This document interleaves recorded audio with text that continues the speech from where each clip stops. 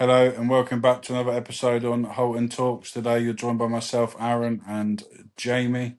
All right, Joe? Yeah, good man. How are you? Not too bad, mate. Good weekend? Good weekend, mate. Yeah. Football scored off on Saturday. Sunday went up to Villa, and obviously, you know what?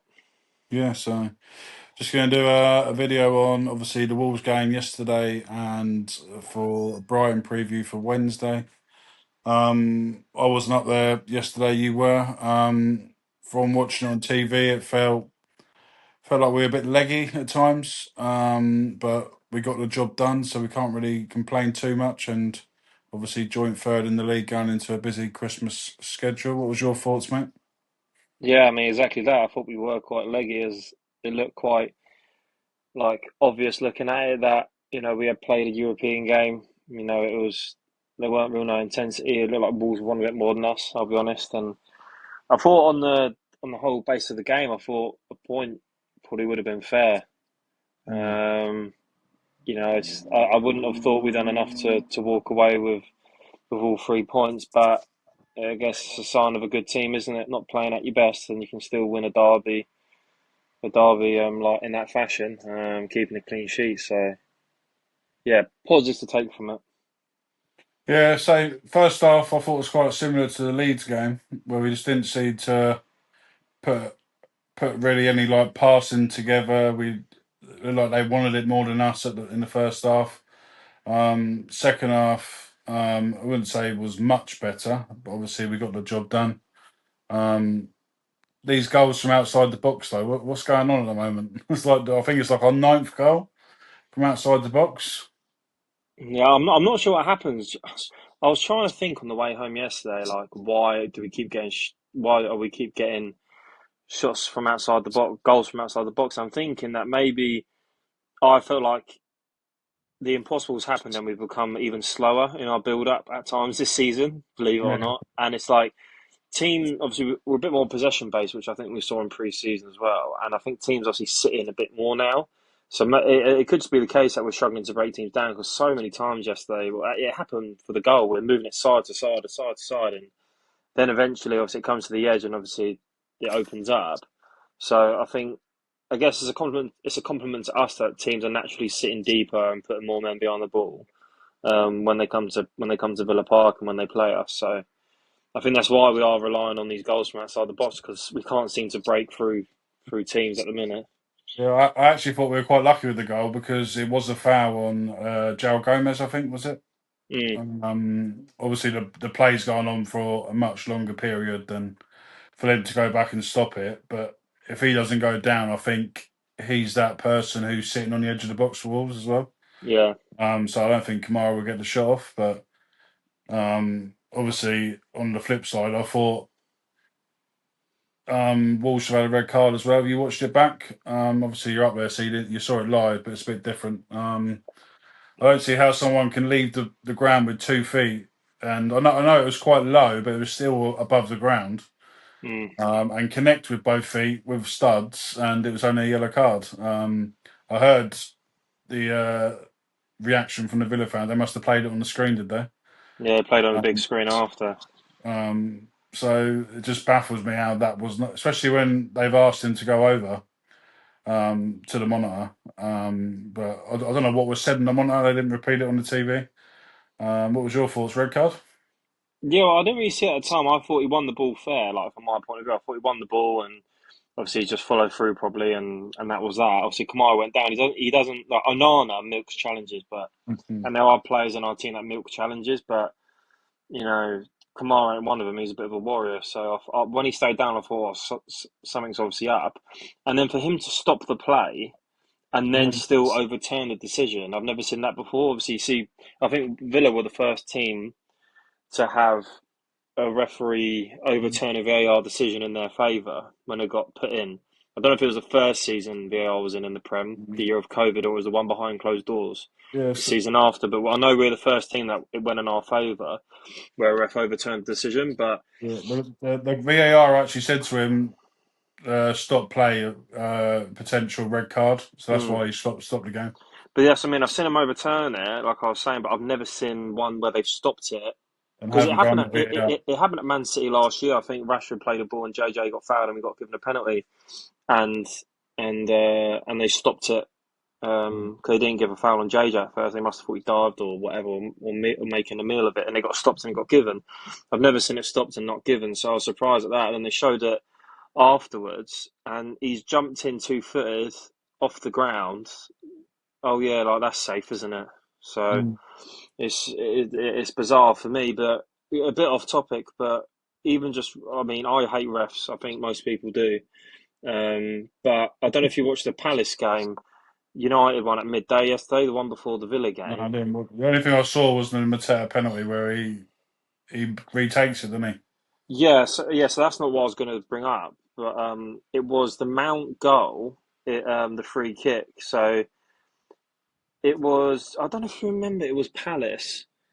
It was Palace against Chelsea start of the season, and I think it was Eze had a free kick disallowed because Gahey was within like a Yeah, metre yeah, of the wall, and it got yeah. disallowed.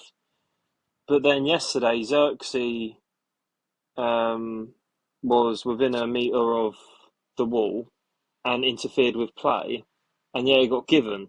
So I don't want to go too much into detail on that, but it's like, Yeah, from what I well, gather, the rule is you can be, I think it's 1 yard away from, you got to be 1 yard, obviously 1 meter away from their wall. yeah, that's what I thought. But That's then the The Gahey one at the start of the season, I think it was first game of the season for first game. Yeah, Stamford Bridge. That one got disallowed, and then similar thing happened yesterday for United, and it mm. got given. So I really don't understand that rule because again, it should be simple. If you're within a meter, then you're within a meter. But then that was that, and I was like, what is going on? And I couldn't understand it. Just referees in general, like just simple things where like. If that's surely if you're within a meter, then you're within a meter, so it shouldn't be given. So the goal yesterday shouldn't have stood for United, and then yesterday you're dangerous, like you're harming a player, and he's Yeah, jumped in it's reckless. consistency. Yeah, it's Yeah, but consistency. you don't get that. You Mm. only get consistency if you support one of the bloody big six. That's what it seems like at the minute. Yeah, I didn't think he was great overall. It was He was awful, honestly. that It was so Joe bad. Gomez done about Yeah, like four, four, how he didn't four, get done for consistent and fouling. then it's number 15, Mosquera. The centre Um, half, the right centre yes, half, is it? yes. So, there was a foul right by the Yeah. touchline, by the linesman, and then once he done that, he then clapped the linesman, Mm. and then the ref didn't do anything. You're thinking, oh my god, Players usually get a second booking for that, exactly. So and it was just baffling. Obviously, I put in the group chat the ref's shit after he stopped the ball when it went to Matty Cash in the box. is that the one? Yeah, What I was didn't it again understand. that recycled it? Was it? Yeah, but what I didn't understand is right. I don't know if you can help me out here. So he stopped the play with Cash had the ball at his feet. He blew the whistle, and he was literally in their box. And he's But put it all the way out the there. restart was by the touchline. I was like, "What's Yeah. going on?" I don't understand that, and it's like for me, like it's just like this is where you don't get no sort of like happy ground because if you're on about looking after player safety, if someone goes down holding their head immediately, To then you be fair stop. to him, he did bang his head. His head smashed the ground quite hard. So Yeah, so I'll in get yeah, fairness, yeah. I'm not saying that. So this is what I'm it's saying. just So like the restart annoyed the hell out of me. That's why. that's another thing in itself. But I'm saying like if you're on about player safety, if someone goes down holding their head or they're like not moving, stop the play immediately. I get that. That because you're looking after player safety. That stems back to the whole red card situation. If you're looking after player safety, Mm, get matey off the pitch because he's about to snap mm, bloody Boober's foot in half. Do you know what I mean? yeah. So there's that, and then like he says, there's the one about how the how the drop ball happened on the touchline when it was in the box, and then Mm. it's just how honestly referees infuriate me, and I generally get better referees at my level sometimes, and it's just like I don't get how like we're in the stands, and even there was even decisions that did that went in our favour that shouldn't have gone in our favour yesterday, and I'm like, how's he given that? And I'm like. There was one, not on the edge of the Wolves box, but it was like in between the halfway line and the box, probably like 35 yards out, or whatever. And he's given it, and I'm like, how the hell? I thought it was a Wolves free kick. and he's giving it our way, and I'm thinking that's not never in a million years is that our free kick. But then he does the same thing for the other side, and I'm like, Yeah, he's awful. Honestly, yeah, all the refs are awful. I haven't.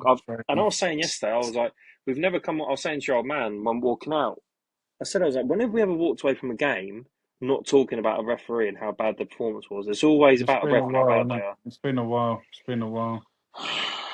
Is for me? I don't know what there is for you. The last two games, obviously, we haven't started well first half. Is that a bit of concern? Going, obviously, we've got Brighton Wednesday, Arsenal on Saturday.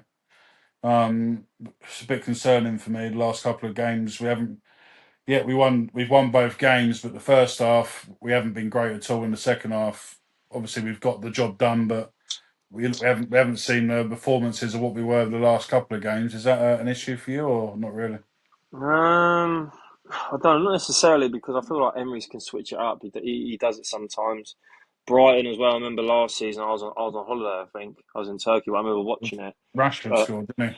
yeah, 3-0 Penalty. at the Amex. It was Rashford, Asensio, and Was one it other. I Rashford? can't. Rashford penalty as well. Rashford got two penalty. No, he only got one. It was Rashford got the last one, didn't Rashford, Asensio, and Marlon. he? Yeah, yeah, it was. Yeah, Um, but we won 3-0. And I remember that first half we were awful. I remember I think it was a Dingra, obviously who now plays for Sunderland. I remember he got a goal and it got disallowed, and I remember thinking, God, like this is like 60 minutes in. I thought, oh mate, like why are we like whole for the whole hour we were awful, and then we just obviously we had quality in the side to obviously get through. And the last half hour we were superb. It's the same thing. But like, do you remember? Was it last year we became like second half FC? Like it was all the second half. Like in second halves, we just turned it on. And I don't know if yeah, it's we have quality coming off the bench. I don't know, but I remember it happened last season as well.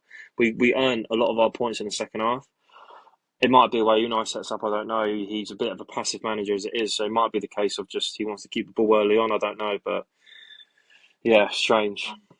yeah. Last thing for me from the game, MOM for me was Emmy Martinez. I thought he was kept us in the game at times yesterday, and look back to how he has been previously with us yesterday.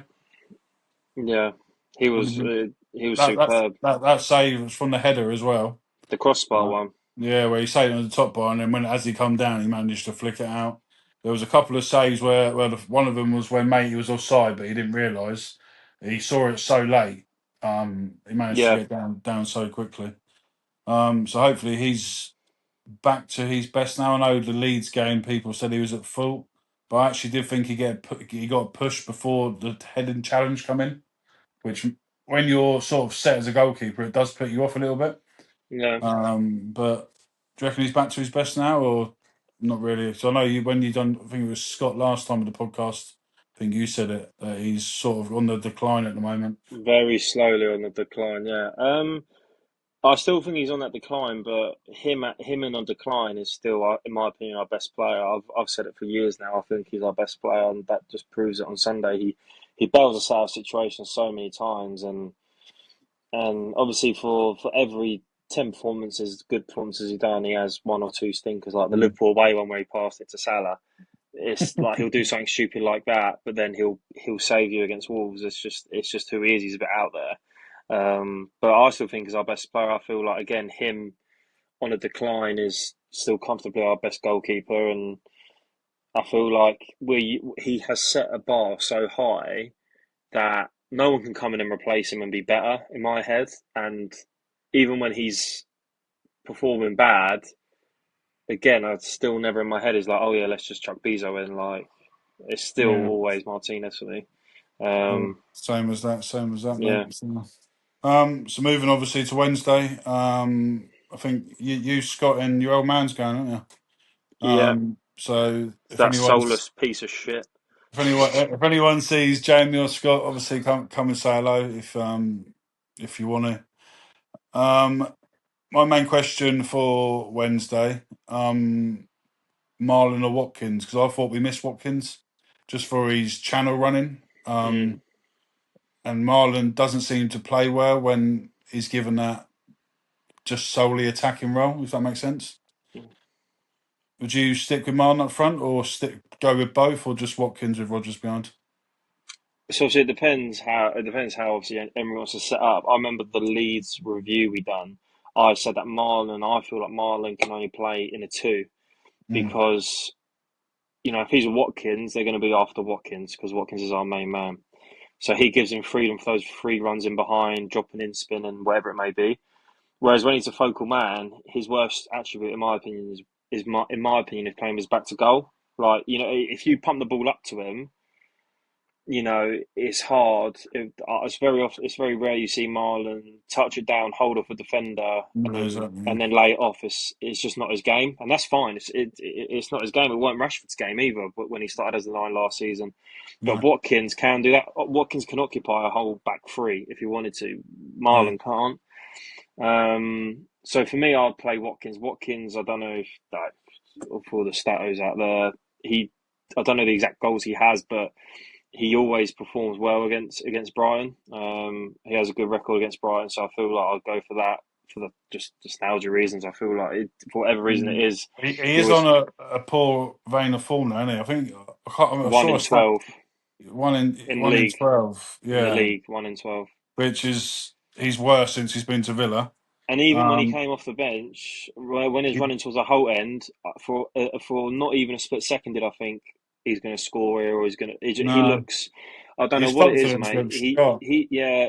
His head's down. It's just when he's at it, he's one of the best centre forwards in Europe. When he's at Mm. it, I'm not saying he's the best because he's far from that, I but still he's. reckon it stems from last season when obviously he picked Rashford over him on the PSG game.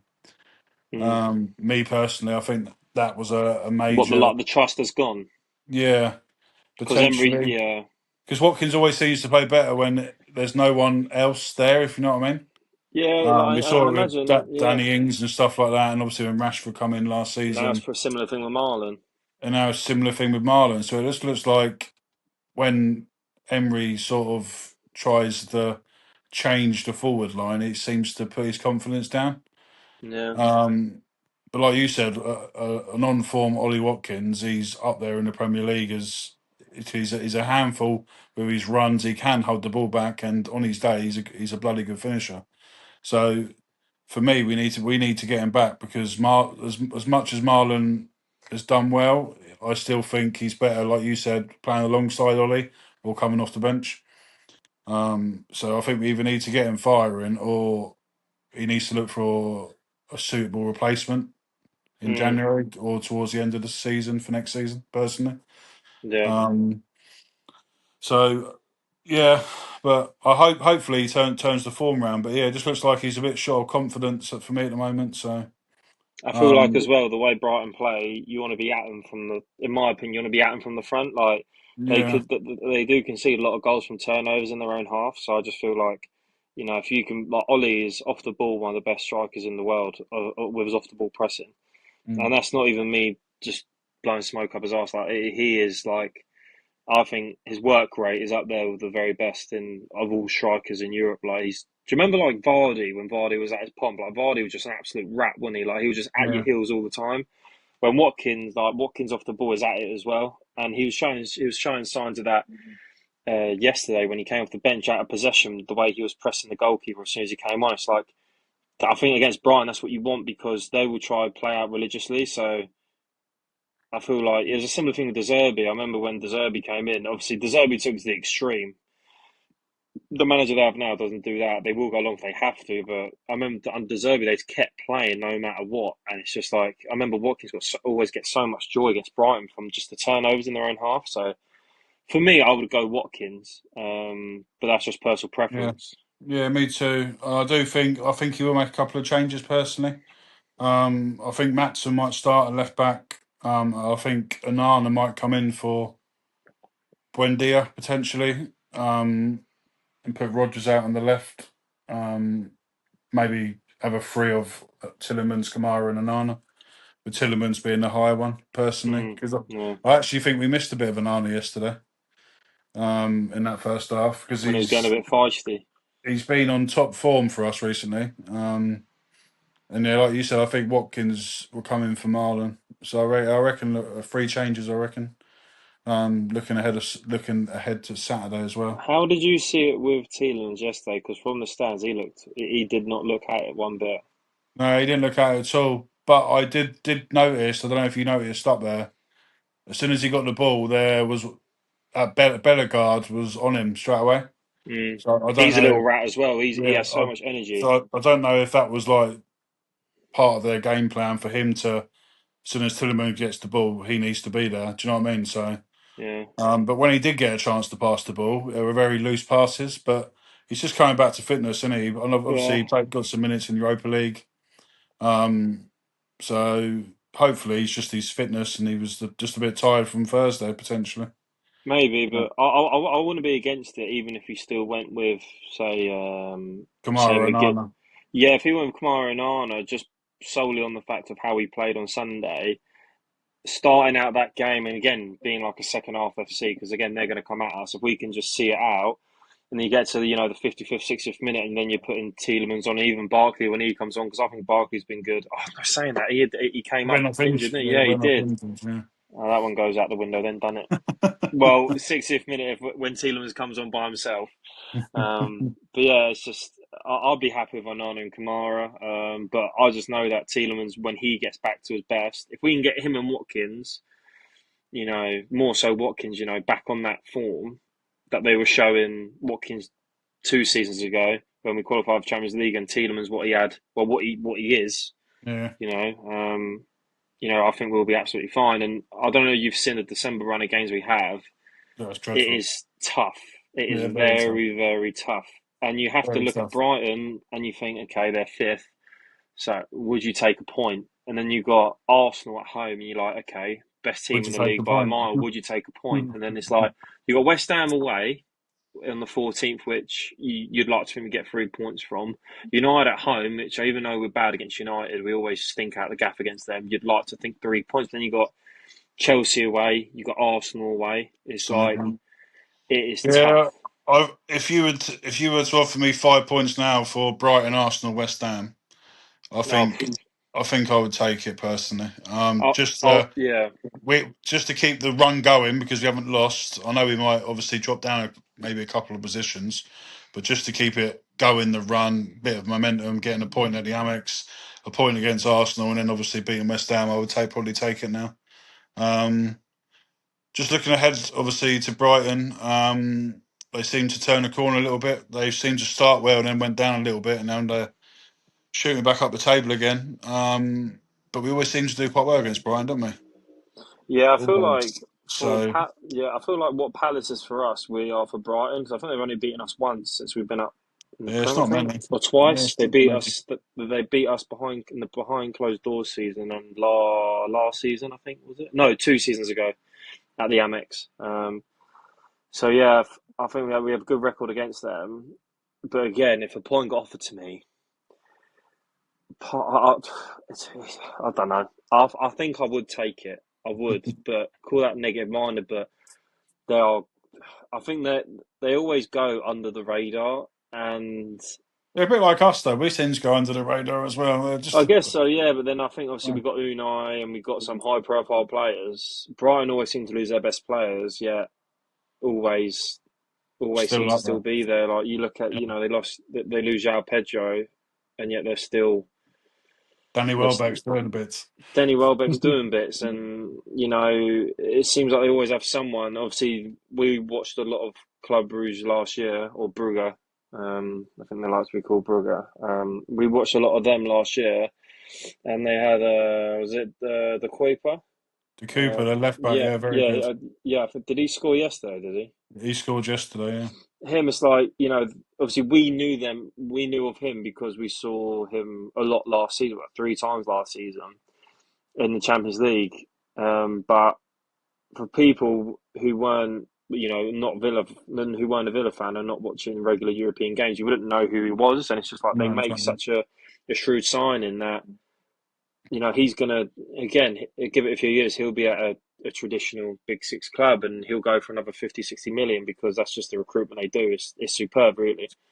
Yeah, yeah, I don't mind Brighton as a club, to be fair to them. So they just seem to lose their best players every season, replace them with unknowns, like you said, and still even their managers get taken away from them. So I actually don't mind them as a club. They sort of come up the same sort of time around us as well, didn't they? So Yeah, Um, because I think we stopped them from winning the league, didn't we? That at Grealish our goal. place, yeah, Grealish Yeah, defected, wasn't it? Yeah, yeah, and then I remember we came up 2 seasons after that. I think was it? yeah. So obviously, yeah. So we lost in. Yeah, Because yeah, they went yeah, up to the Prem and they haven't obviously been relegated since, and we came up 2 years after. yeah. It was 2 years after. So I'm pretty So sure, yeah, because I remember them starting the season against Man City and we played Hull because we had JT, and then obviously we then got promoted the year after. yeah. So, but there we go. Obviously, final predictions. I mean, I'm saying I'll take a point, but I always go for a Villa win, so I'll go 2-1. Yeah, I think I'm going to go 2-1 Villa with a Watkins and a Matty Cash thunderbolt top corner That's in unlike you. But in the 94th minute to send you Scott and Kev into absolute limbs. that's unlike you to back Matty Cash. Mate. Every time I batch in this season, he seems to pull out for Weldy. So, When you said then about MOM being Martinez, I was like, yeah, like with you with Matty Cash is like what I am with Martinez. So and because like you don't rate Martinez as highly as I don't rate Matty Cash as highly as I, you do. I So do when I do rate him. I had him as number one in the Premier League goalkeepers. I just you don't know what I think mean, though, you know what I mean. he conceded so many goals through a stage where they just went straight past him. It was just like, It was across his body, wasn't it? yeah, he just kept on conceding goals across his body, and that was his sort of letdown for me. But he seems to have got over that. But Hmm. Matty Cash Thunderbolt 94th minute, you heard it there. He done one. What was that? 3 years ago, was it under Gerrard? He got that goal. He got the chest because he got a book for taking his shirt off, but he had an underarm. He had an Yeah, undergarment he underneath, lifted it so up. Yeah. he shouldn't have been booked. But I remember that was like January February time. That was on Gerrard 2-0, I think. So But he scored a good goal that then as well yeah. So safe journey up there Wednesday. Hope you win for you. down there. And we'll be back towards the end of the week for an Arsenal preview. Scott is on tomorrow doing a segment A new with segment. other Villa fans, just getting their take on why Villa and stuff like that. So look out for that. So hopefully we win Wednesday and up the Villa. Up the Villa.